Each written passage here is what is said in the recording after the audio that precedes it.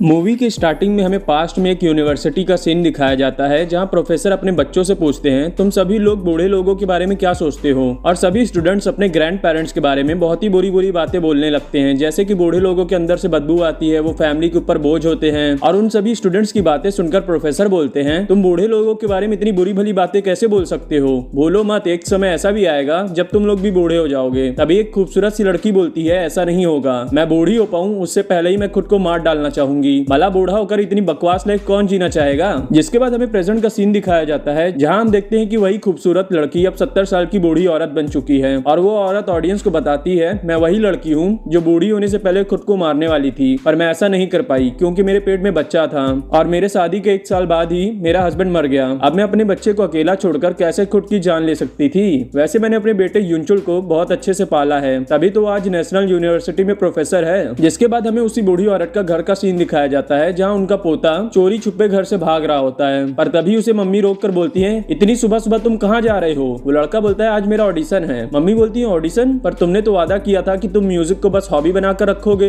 इस समय तुम्हें अपनी पढ़ाई पर ध्यान देना चाहिए। वो लड़का बोलता है मम्मी मैं म्यूजिक को ही अपना प्रोफेशन बनाऊंगा और उसी से पैसे कमाऊंगा। मम्मी बोलती है मैंने तुम्हारी पढ़ाई लिखाई पर इतना पैसा इसलिए नहीं लगाया है कि मैं तुम्हें रोड पर गाते हुए देखूं। पर तभी उन दोनों के बीच में दादी आकर बोलती है तुम उसके टैलेंट को दबा क्यों रही हो, तुम मेरे पोते को वो करने क्यों नहीं देती हो जो वो करना चाहता है। बेटा तुम जाओ और ये लो थोड़े पैसे, कुछ खा लेना। वो लड़का बोलता है दादी आपका शुक्रिया, और ये बोलकर वो लड़का वहाँ से चला जाता है। और उसके जाने के बाद मम्मी दादी से बोलती हैं सासू माँ जी हाँ आप कॉलेज के फाइनल ईयर में हैं, उसे इस समय अपनी पढ़ाई पर ध्यान देना चाहिए तभी तो उसकी अच्छी नौकरी लगेगी, पर आप तो जब देखो तब उसके आलतू फालतू की आदतों को बढ़ावा देती रहती हैं। दादी बोलती हैं सिंगर बनने में क्या परेशानी है। मम्मी बोलती हैं जी हाँ मेरा बेटा है, उसके जिंदगी के फैसले आप मुझे लेने दीजिए प्लीज। ये सुनकर दादी गुस्से में बोलती है तुम कहना क्या चाहती हो, मुझे बच्चे पालना नहीं आता है, भूलो मत मैंने अपने बच्चे को अकेले ही पाला है और आज वो प्रोफेसर है। जिसके बाद हमें एक क्लब का सीन दिखाया जाता है जहाँ जी हाँ एक लड़की के साथ परफॉर्म कर रहा होता है, पर जब वो लड़की हाई पिच पर गाना गा रही होती है तो उसकी आवाज फट रही थी, इसलिए जी हाँ उस लड़की के पास जाके बोलता है तुम आज बहुत ही बेकार गा रही हो। ये सुनकर वो लड़की तुरंत क्लब से बाहर चली जाती है और उसके पीछे पीछे जी हाँ भी क्लब से बाहर चला जाता है और बोलता है तुम्हारे हाई नोट्स दिन ब दिन बेकार होते जा रहे हैं, ऐसा ही चलता रहा तो तुम्हारे मुंह से खून निकल जाएगा। वो लड़की बोलती है मेरे हाई नोट में कोई परेशानी नहीं है, वो तुम्हारा गाना ही है जो इतना बेकार है और इससे भी बेकार तुम्हारा नाम है सेमी बेसमेंट, तुमने कैसे सोच लिया भला कि तुम इस नाम के साथ एक पॉपुलर सिंगर बन जाओगे। ये बोलकर वो लड़की वहां से चली जाती है और जिया गुस्से में बोलता है हाँ जाओ जाओ मुझे तुम्हारी जरूरत नहीं है, तुमसे बेहतर तो मेरी दादी गा लेती हैं। तभी जिया के दोस्त बोलते हैं तुम ये क्या बोल रहे हो, तुम भूल गया क्या वही है जो हमारे प्रैक्टिस रूम का रेंट भरती है। और ये रियलाइज करने के बाद जिया बोलता है अरे मुझे माफ कर दो वापस आ जाओ मैं अपना नाम बदल लूंगा। जिसके बाद हमें घर का सीन दिखाया जाता है जहाँ दादी घर में आती है तो वो देखती है कि उनकी बहू माइनर हार्ट अटैक की वजह से कोलैप्स हो गई है, इसीलिए वो लोग जल्दी से उन्हें हॉस्पिटल ले जाते हैं और हॉस्पिटल में डॉक्टर उनका इलाज करने के बाद डैड से बोलते हैं आप चिंता मत करिए सर्जरी अच्छे से हो गई है वो ठीक हो जाएंगी, पर अगर आप अपनी वाइफ को खोना नहीं चाहते हैं तो उनका ख्याल रखिए वो ज्यादा टेंशन ना ले पाए। डैड बोलते हैं मैं अपनी वाइफ का ख्याल कैसे रखूं। डॉक्टर बोलते हैं आप उन्हें उनके मायके भेज दीजिए ताकि वो घर के टेंशन से दूर रहें। डैड बोलते हैं मेरे वाइफ के पेरेंट्स अब इस दुनिया में नहीं है। डॉक्टर बोलते हैं चाहे जो भी हो आपको उनका ख्याल रखना होगा, अगर वो और भी टेंशन लेंगी तो उनके दिल के लिए बहुत ही बुरा होगा। जिसके बाद हमें जिहा और उसकी बहन हाना आपस में बात करते हुए दिखाए जाते हैं। तभी हाना बोलती है दादी ने तो हमारी मम्मी को लगभग मार ही डाला था, उनके ही वजह से मम्मी इतना टेंशन लेती है, हमें उन्हें नर्सिंग होम भेज देना चाहिए। जिहा बोलता है तुम दादी को नर्सिंग होम भेजने के बारे में कैसे सोच सकती हो। हाना बोलती है आजकल के नर्सिंग होम बहुत अच्छे सर्विस देते हैं, दादी वहाँ बहुत खुश रहेंगी। और ये सब दादी भी दीवार के पीछे से सुन रही होती है, इसीलिए वो बहुत ज्यादा सैड हो जाती है। और उन्हें देखकर उनका बेटा बोलता है मम्मी आप कहाँ जा रही हैं, आपका फेवरेट शो शुरू हो गया है। पर दादी बिना कुछ बोले अपने कमरे में चली जाती हैं। जिसके बाद अगले सीन में हमें दादी हाना और डैड एक रेस्टोरेंट में दिखाए जाते हैं जहाँ डैड बोलते हैं माँ आप चिंता मत करिए, एक बार एजा ठीक हो गई तो मैं आपको वापस ले आऊंगा। दादी बोलती है अरे कोई बात नहीं, तुम्हें अपनी बीवी की चिंता करनी चाहिए, मेरे बारे में सोचना बंद कर दो, अब तुम्हारी वाइफ के पास टेंशन लेने के लिए कुछ नहीं है। ये बोलकर दादी ऊपर से तो हंसने लगती है पर अंदर से वो बहुत ही ज्यादा सैड होती है, इसीलिए वो अकेले एक बस स्टैंड पर जाकर रोने लगती हैं। पर तभी दादी को बस स्टैंड के सामने एक फोटो स्टूडियो दिखता है जिस फोटो स्टूडियो का नाम होता है फॉरएवर यंग पोर्ट्रेट स्टूडियो, और इसलिए दादी एक फोटो खिंचवाने के लिए उस स्टूडियो में चली जाती हैं। और स्टूडियो में जाने के बाद दादी स्टूडियो ओनर से बोलती हैं वो जो फोटो बाहर लगी है वो ऑड्रे हेपमन की है ना। स्टूडियो ओनर बोलता है हाँ। दादी बोलती है वो मेरे जमाने की सबसे खूबसूरत औरत थी, आपको क्या लगता है अब ऑड्रे कैसे दिखती होगी। ओनर बोलता है अगर वो अभी जिंदा होती तो वो अभी 85 की होती। दादी बोलती है क्या वो मर गई। ओनर बोलता है है हाँ, उसे मरे लगभग 20 साल हो गया है। वैसे मैं दावे से कह सकता हूँ जब तुम जवान थी तो तुम भी बिल्कुल उनके ही तरह खूबसूरत रही होगी। दादी बोलती है हाँ, जब मैं जवान थी तो मैं लड़कों के बीच बहुत पॉपुलर थी और इसके ऊपर से मैं गाना भी बहुत अच्छा गाती थी। एक बार तो एक थिएटर डायरेक्टर मेरी आवाज सुनकर मुझसे विनती करने लगा कि मैं उसके लिए डेब्यू करूं। मेरे पास सुपरस्टार बनने के लिए चेहरा, आवाज, पर्सनालिटी सब कुछ है। ओनर बोलता है पर आप अभी भी खूबसूरत हैं। दादी बोलती है हाँ, इसीलिए तो मैं अभी एक फोटो खिंचवा रही हूँ, इसके बाद शायद मैं और ज्यादा बदसूरत हो जाऊं। जिसके बाद दादी फोटो खिंचवाने के लिए कैमरे के सामने बैठती हैं। तो ओनर बोलता है देखिएगा,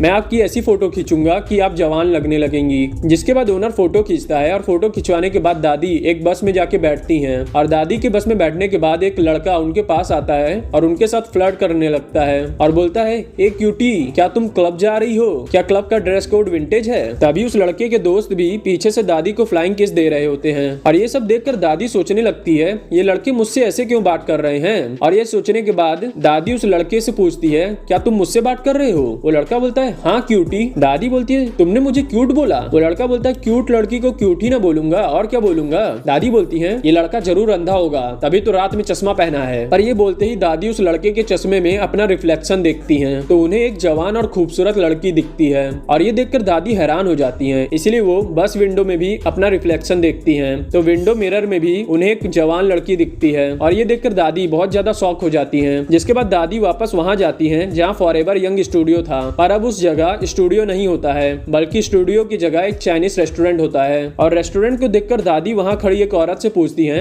यहाँ एक फोटो स्टूडियो था ना? वो औरत बोलती है यहाँ कोई फोटो स्टूडियो नहीं था। दादी बोलती है नहीं नहीं, यहाँ था एक फोटो स्टूडियो। वो औरत बोलती है मैं 10 साल से यहाँ रेस्टोरेंट चला रही हूँ, यहाँ कोई फोटो स्टूडियो नहीं था। ये बोलकर वो औरत अंदर चली जाती है। जिसके बाद हमें सुबह का सीन दिखाया जाता है जहाँ दादी का बेटा दादी के दोस्त मिस्टर पार्क के पास जाता है और पूछता है क्या मेरी माँ कल आपके घर आई थी, क्योंकि वो कल रात से ही घर नहीं आई है। ये सुनकर मिस्टर पार्क हैरानी से बोलते हैं क्या मिस्टर मालसुन कल रात से घर नहीं आई है? वो कहाँ जा सकती हैं? क्या तुमने उन्हें फोन किया? दादी का बेटा बोलता है हाँ मैंने किया और वो फोन नहीं उठा रही हैं। मिस्टर पार्क बोलते हैं हो सकता है कि शायद रास्ते में वो बेहोश हो गई हो कहीं और कुछ लोगों ने उन्हें उठाकर किसी नर्सिंग होम में भेज दिया हो, या फिर कहीं उन्हें किसी ने किडनैप तो नहीं कर लिया। मिस्टर पार्क की बेटी बोलती है भला एक बूढ़ी औरत को कोई क्यों किडनैप करना चाहेगा, शायद उन्होंने खुद को मार लिया होगा क्योंकि वो किसी पे बोझ नहीं बनना चाहती थी। पर मिस्टर पार्क बोलते हैं इसलिए तो मुझे चिंता हो रही है, तुमने पुलिस को इन्फॉर्म किया? दादी का बेटा बोलता है पुलिस तब तक एफआईआर दर्ज नहीं करेगी जब तक 24 घंटे न बीत जाए। वही दूसरी ओर हम देखते हैं कि दादी सोना हाउस में होती है और वहाँ वो सोच रही होती है कि उन्हें अपनी हेयर स्टाइल चेंज कर लेनी चाहिए और उसके साथ उन्हें अपने कपड़े भी चेंज कर लेना चाहिए। इसीलिए वो सैलून में जाके नया हेयर स्टाइल करवाती हैं और मॉल में जाके कुछ नए कपड़े खरीदती हैं और ये सब करने के बाद वो अपने दोस्त के घर जाती हैं और रहने के लिए रेंट पर कमरा मांगती हैं। तो उनके दोस्त की बेटी बोलती है तुम्हारा खाना और नाश्ता सब मिलाकर तुम्हें $500 देना पड़ेगा। दादी बोलती है तुमने मुझे बेवकूफ समझ के रखा है क्या? मेरे से पहले यहाँ जो रहता था वो इतने का $400 देता था और उसके ऊपर से मैं अपना खाना खुद बनाऊंगी, इसीलिए मैं तुम्हें सिर्फ $300 दूंगी। दोस्त की बेटी बोलती है तुम्हें कैसे पता कि मेरे पुराने किराएदार मुझे कितना देता था? क्या तुम यहीं आसपास की हो?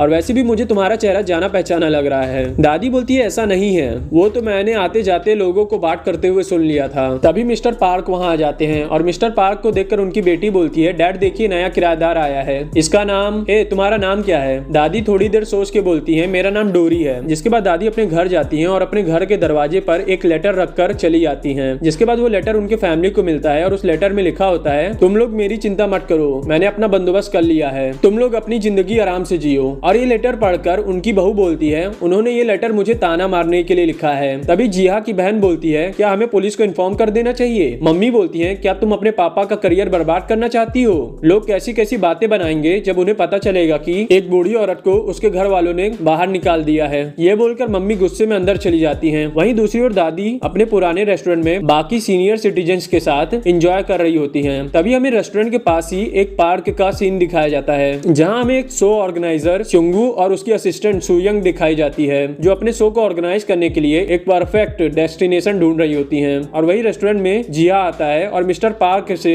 अपने दादी के बारे में पूछने लगता है। पर तभी डोरी स्टेज पर जाकर गाना गाती है और वो इतना सुरीला गा रही थी कि वहां बैठे सभी लोग उसके साथ वाइब करने लगते हैं। और डोरी की आवाज सुनकर जिहा भी बहुत ज्यादा हैरान हो जाता है। और वहीं रेस्टोरेंट के बाहर पार्क में ऑर्गेनाइजर वू को भी डोरी के गाने की हल्की हल्की आवाज सुनाई दे रही थी और इसीलिए वो उस आवाज को फॉलो करके रेस्टोरेंट में आता है और डोरी को गाता हुआ देखकर पूरी तरह से मिसमराइज हो जाता है और बाकी लोगों की तरह ध्यान से डोरी को गाते हुए देखने लगता है। तभी दादी देखती है कि वहाँ मौजूद सभी लोगों में उनका पोता जिहा भी होता है और इसीलिए दादी डरने लगती है कि कहीं उनका पोता उन्हें पहचान न ले। इसीलिए वो जल्दी से वहाँ से भाग जाती हैं और डोरी को भागता हुआ देखकर शो ऑर्गेनाइजर और जिहा उनके पीछे पीछे भागने लगता है, पर तब तक दादी उनके नजरों से दूर कहीं चली जाती हैं। जिसके बाद अगले सीन में डोरी और मिस्टर पार्क साथ में बैठकर ड्रामा देख रहे होते हैं, पर तभी वहाँ जिहा आता है और जिहा को देखकर डोरी अपना मुंह छुपाने लगती है। तभी मिस्टर पार्क डोरी से बोलते हैं, ये लड़का मेरे पोते की तरह है, इसे तुमसे कुछ बात करनी थी, इसीलिए मैंने इसे यहाँ बुला लिया। जिसके बाद हमें डोरी और जिहा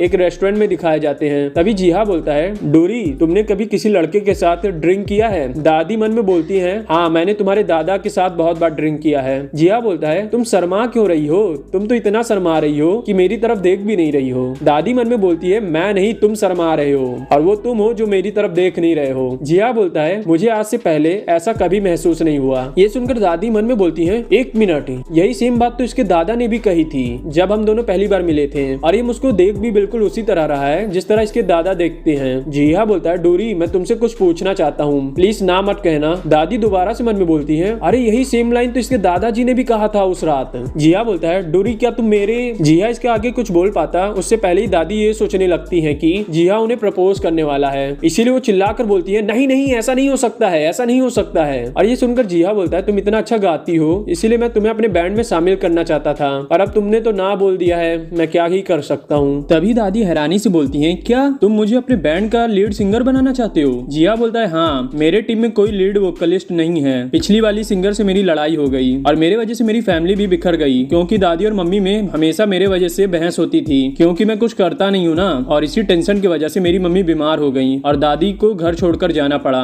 डोरी बोलती है, नहीं नहीं ऐसा नहीं है, तुम्हें ऐसे नहीं सोचना चाहिए। अच्छा ठीक है, अगर तुम चाहते हो कि मैं तुम्हारे बैंड की लीड सिंगर बनूं तो मैं बनूंगी। ये सुनकर जिहा बहुत ज्यादा खुश हो जाता है। वहीं दूसरी ओर सुनवू भी बहुत सारे सिंगर्स का ऑडिशन ले रहा होता है, पर उसे एक भी ऑडिशन अच्छा नहीं लगता है। जिसके बाद हम देखते हैं कि सच में दादी जिहा के बैंड के साथ मिलकर रोड साइड पर गाना गाने लगती है और सभी लोग उनके गाने को बहुत ज्यादा पसंद भी कर रहे थे और देखते ही देखते उनका बैंड बहुत ज्यादा पॉपुलर हो जाता है, जिसके वजह से अब उन्हें क्लब से भी कॉल आने लगते हैं। जिसके बाद अगले सीन में डोरी मेट्रो से घर जा रही होती है और उसी मेट्रो में सुनवू भी होता है जो डोरी से बात करने के लिए उसका पीछा करने लगता है, पर दादी को रियलाइज हो जाता है कि कोई उनका पीछा कर रहा है, इसीलिए वो अचानक से सुनवू के पास आती हैं और बोलती हैं, कौन हो तुम मेरा पीछा क्यों कर रहे हो? सुनवू बोलता है, मैं तुम्हें सब समझाता हूँ, तुम मेरे साथ चलो। डोरी बोलती है, भूल जाओ, ऐसा कभी नहीं होगा। ये बोलकर वो वहाँ से जाने लगती है। तभी सुनवू उसे पीछे से पकड़कर रोकता है, पर गलती से वो डोरी के शर्ट को ज्यादा तेजी से खींच देता है, जिसकी वजह से डोरी के शर्ट के 2 बटन टूट जाते हैं और ये देखकर डोरी बहुत ज्यादा डर जाती है और जल्दी से पुलिस ऑफिसर्स के पास भाग जाती है। और डोरी की बात सुनकर दोनों पुलिस ऑफिसर जल्दी से आते हैं और सुनवू को अरेस्ट कर लेते हैं। और ये देखकर सुनवू बोलता है, ऑफिसर आपको गलतफहमी हुई है, मैं उस औरत को जानता हूँ। ऑफिसर्स डोरी से पूछते हैं, मिस क्या आप इसे जानती हैं? डोरी बोलती है, नहीं मैं इसे नहीं जानती हूँ। और ये सुनकर वो दोनों ऑफिसर सुनवू को अरेस्ट करके वहाँ से लेके चले जाते हैं। जिसके बाद अगले सीन में जिहा डोरी को अपने घर वालों से मिलवाने ले जाता है और वहाँ दादी अपने बहू को देखकर बोलती है, ये तो मुझे बिल्कुल सही लग रही है, मैं फालतू में ही इसकी चिंता कर रही थी।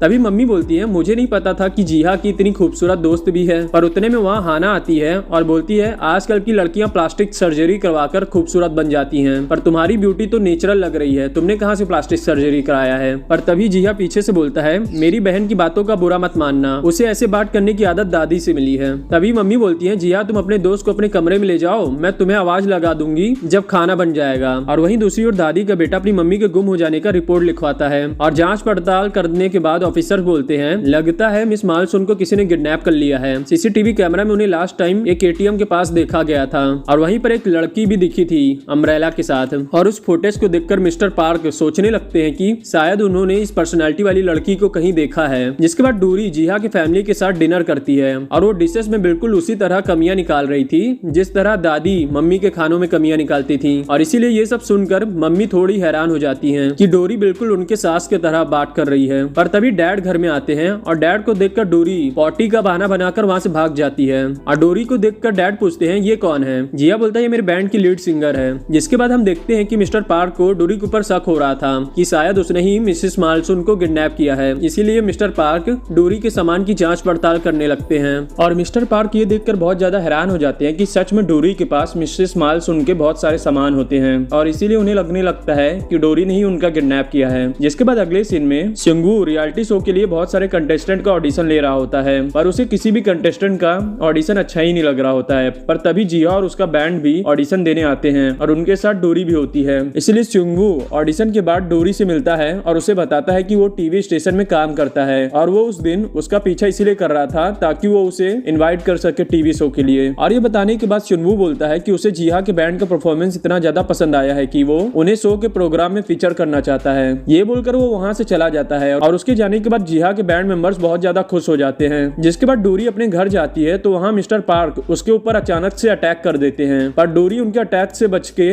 उल्टा उन पे ही अटैक कर देती है और उन्हें बांध देती है और उनसे बोलती है तुमने अचानक से मुझ पे अटैक क्यों किया, क्या हो गया है तुम्हें। मिस्टर पार्क बोलते हैं पहले ये बताओ कि तुमने मिस मालसून के साथ क्या किया है, मुझे बताओ, क्या तुमने उन्हें मार डाला या फिर उन्हें पहाड़ों में दफना दिया। डोरी बोलती है नहीं, मैंने उन्हें नदी में फेंक दिया। मिस्टर पार्क बोलते हैं तो फिर तुम मुझे भी नदी में फेंक दो, मुझे उनके बिना नहीं जीना है, मुझे मेरे मिस मालसून के पास भेज दो। डोरी बोलती है तुम उस बूढ़ी औरत को इतना पसंद क्यों करते हो। मिस्टर पार्क बोलते हैं तुम्हें कुछ भी नहीं पता है, तुम्हें क्या पता कि मिस मालसून कितनी सुंदर हैं। मुझे आज भी याद है जब मैं 13 साल का था और मेरे पेरेंट्स गुजर गए थे तो उन्होंने ही अपने घर में मुझे सहारा दिया था और उनकी वो प्यारी सी स्माइल देखकर मेरे दिन की पूरी थकान दूर हो जाती थी। और ये सब सुनकर डोरी बोलती है जब तुम मुझे इतने अच्छे से जानते हो तो तुमने मुझे अभी तक पहचाना क्यों नहीं। मिस्टर पार्क बोलते हैं क्या मतलब है तुम्हारा। ये सुनकर डोरी स्माइल करके बोलती है तो फिर इस स्माइल को देखो और मुझे पहचानने की कोशिश करो। और डोरी की स्माइल देखकर मिस्टर पार्क को याद आता है कि मिस मालसून भी अपने जवानी में बिल्कुल ऐसे ही दिखती थी। इसलिए मिस्टर पार्क हैरानी से बोलते हैं मिस मालसून क्या ये तुम हो।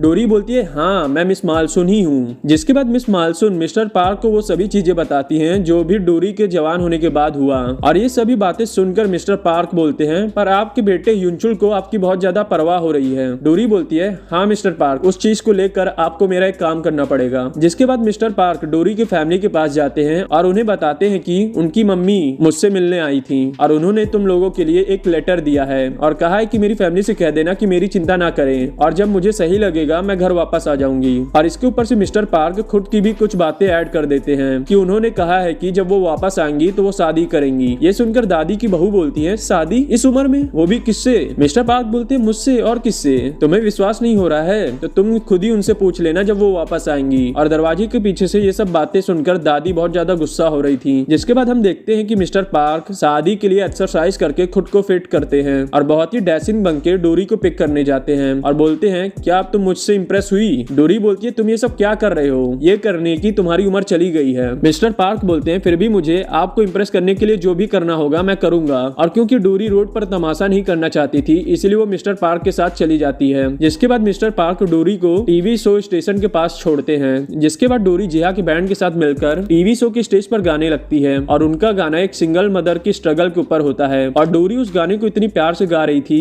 कि सुनने वालों की आंखों से आंसू निकल आ रहे थे। और डोरी और जिया का परफॉर्मेंस उनके फैमिली वाले भी टीवी पर देख रहे होते हैं। और जब डोरी का गाना खत्म होता है तो ऑडियंस खुशी से चिल्लाने लगती है और ऑडियंस का रिस्पॉन्स देखकर डोरी इमोशनल हो जाती है। जिसके बाद टीवी शो की पूरी टीम और जिया के बैंड मेंबर्स परफॉर्मेंस के कामयाब होने की वजह से वाटर पार्क जाकर एंजॉय करते हैं। और एंजॉय करते समय पानी के नीचे डोरी का किसी चीज से पैर फंस जाता है, इसीलिए वो डूबने लगती है। पर तभी वहाँ सुनवू आता है और उसे बचा लेता है। जिसके बाद वो दोनों ड्रिंक करते करते बात करने लगते हैं। तभी सुनवू बोलता है हमारे टीवी शो के बाद तुम्हारे लिए लोग पागल हो गए हैं, रिपोर्टर्स तुम्हारे इंटरव्यू लेना चाहते हैं। डोरी बोलती है मैं ऐसा नहीं कर सकती हूँ क्योंकि मेरे पापा को पता चला कि मैं ये सब कर रही हूँ तो वो मुझे टकला कर देंगे। सुनवू बोलता है अच्छा कोई बात नहीं, चलो मुझे अपने बारे में कुछ बताओ, मैं तुम्हारे बारे में कुछ भी नहीं जानता हूँ। डोरी बोलती मैं तुमसे क्या बताऊँ, मेरे पास बताने लायक कुछ है ही नहीं। और तभी सुनवू देखता है कि डोरी के पैर में चोट लगी है, इसीलिए वो डोरी का पैर पकड़कर बोलता है तुम ठीक हो, अरे तुम्हारे पैर से तो खून बह रहा है। पर सुनवू के पैर पकड़ने की वजह से डोरी शर्माने लगती है, इसीलिए वो जल्दी से वहां से उठकर भाग जाती है। जिसके बाद अगले सीन में मिस्टर पार्क डोरी की चोट पर मलहम लगा रहे होते हैं। पर तभी मिस्टर पार्क की बेटी कमरे में आती है और वो मिस्टर पार्क और डोरी को इस ऑकवर्ड पोजीशन में देखकर गलत समझ लेती है और इसलिए उन दोनों को देखकर बोलती है ये सब क्या चल रहा है। ये बोलकर वो डोरी को धक्का मारकर कमरे से बाहर निकाल देती है और बोलती है निकल जाओ मेरे घर से।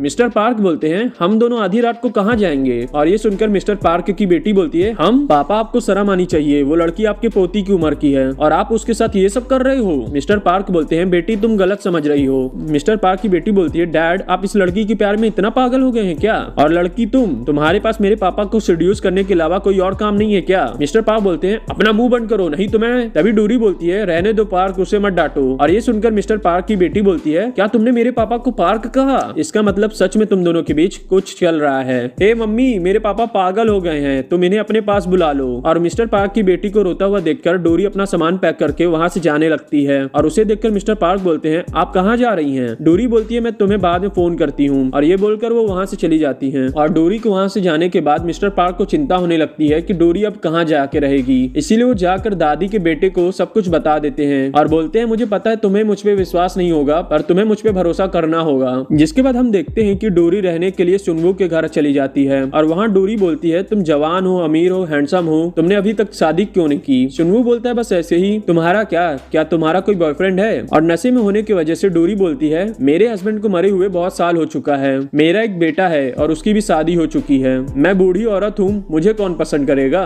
ये सुनकर सुनवू हंसने लगता है और बोलता है, मजाक करना बंद करो, वैसे सच बताओ तुम्हें किस टाइप के आदमी पसंद है? डोरी बोलती है, कुछ नहीं, बस वो इतना काबिल हो कि घर में खाना लाए और बेड में अच्छा हो। और ये सुनकर सुनवू शॉक हो जाता है। जिसके बाद सुनवू बात करते करते सो जाता है। जिसके बाद अगले सीन में जीहा का बैंड स्टूडियो में सॉन्ग रिकॉर्ड कर रहा होता है, पर तभी सुनवू उन लोगों को बोलता है, गाइस अब हम तुम्हारा गाना यूज नहीं कर सकते हैं, उनके लिरिक्स बहुत बेकार हैं, मैं तुम्हें नए सॉन्ग राइटर से मिलाता हूँ, वो तुम्हारे लिए गाना लिख देंगे। ये सुनकर जीहा गुस्सा हो जाता है और जाके सुनवू से बोलता है, क्यों, क्या परेशानी है मेरे गानों में? सुनवू बोलता है, तुम्हारे गाने डोरी के आवाज पर सूट नहीं करते हैं, तुम्हारा सिर्फ एक ही गाना सुनने लायक था, तुम्हारा बैंड तो डोरी की वजह से पॉपुलर हुआ है, नहीं तो तुम लोग उसके बिना कुछ नहीं हो। ये सुनकर जीहा गुस्से में स्टूडियो से बाहर चला जाता है और डोरी भी उसके पीछे पीछे चली जाती है और बोलती है, प्रोड्यूसर की बात का बुरा मत मानो, वो हमारा भला ही चाहते हैं। जीहा बोलता है, मैंने सुना था तुम सुनवू के साथ सोई हो ना, इसीलिए तो वो तुम पे इतना मेहरबान है। ये सुनकर दादी जीहा को मारने लगती है और बोलती है, तुम इतनी गंदी गंदी बातें कहाँ से सीख रहे हो? हाँ, मैं सोई हूँ उसके घर पर, क्योंकि उसके घर पे एसी अच्छा था। जिसके बाद हम देखते हैं कि जीहा सच में मेहनत करके एक बहुत ही अच्छा गाना लिख रहा होता है। तभी डैड कमरे के अंदर आते हैं और बोलते हैं, ये गाना तुमने लिखा है, ये बहुत अच्छा है, ऐसे ही मेहनत करते रहो। तभी वो डोरी की फोटो देखते हैं और बोलते हैं, ये तो वही लड़की है ना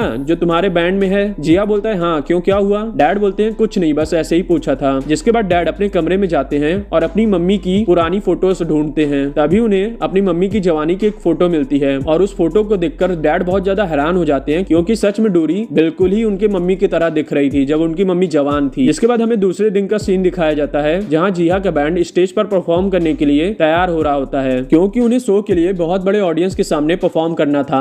पर जिया वहाँ समय से नहीं पहुंच पा रहा था क्योंकि वो ट्रैफिक में फंसा था। इसीलिए वो फैसला करता है कि वो बाईसाइकिल से स्टूडियो जाएगा और इसीलिए वो तेजी से बाईसाइकिल से स्टूडियो की तरफ जाने लगता है। पर आधे रास्ते में एक ट्रक से उसका एक्सीडेंट हो जाता है, जिसकी वजह से वो बहुत ही बैडली इंजर्ड हो जाता है और उसे हॉस्पिटल में एडमिट करना पड़ता है। और जब ये बात शो के होस्ट को पता चलती है तो वो ये खबर जाकर डोरी और बैंड मेंबर्स को बताती है और बोलती है, तुम लोगों का परफॉर्मेंस अगला है, तुम लोगों को डिसीजन लेना पड़ेगा कि तुम्हें क्या करना है। सुनवू बोलता है, मुझे नहीं लगता है कि तुम लोग गा पाओगे, तुम लोग को हॉस्पिटल जाना चाहिए। जिया के दोस्त बोलते हैं, आप सही बोल रहे हैं, हमें हॉस्पिटल जाना चाहिए। पर तभी डोरी बोलती है, नहीं, हमें गाना चाहिए, जिया होता तो यही करता और हम जिया का लिखा हुआ गाना गाएंगे और इतनी तेजी से गाएंगे कि उसकी आवाज जिया तक पहुंच जाए और वो हमें उसका गाना गाता हुआ सुन ले। ये बोलकर वो स्टेज पर चली जाती है और मन में बोलती है, जिया तुम सुन रहे हो ना, मैं ये गाना तुम्हारे लिए गा रही हूँ। जिसके बाद वो गाना शुरू करती है और वो गाना इतना अच्छा होता है कि ऑडियंस उस गाने को सुनकर पागल हो रही थी और डोरी भी उस गाने को अपने पूरे इमोशन के साथ गा रही थी। और परफॉर्मेंस खत्म होने के बाद डोरी तुरंत बिना किसी को बताए हॉस्पिटल भाग जाती है और वहीं हॉस्पिटल में डॉक्टर आके बोलते हैं, हमें AB नेगेटिव ब्लड की जरूरत है, पेशेंट का बहुत खून बह गया है और हमारे ब्लड बैंक में भी AB नेगेटिव ब्लड नहीं है, क्या आप लोगों में से किसी का ब्लड AB नेगेटिव है? तभी हाना बोलती है, हाँ, दादी का ब्लड AB नेगेटिव है पर वो यहाँ नहीं है। और अपने बेटे की हालत सुनकर मम्मी बहुत ज्यादा रोने लगती हैं। तभी डोरी वहाँ आती है और बोलती है, तुम लोग मेरा खून ले सकते हो,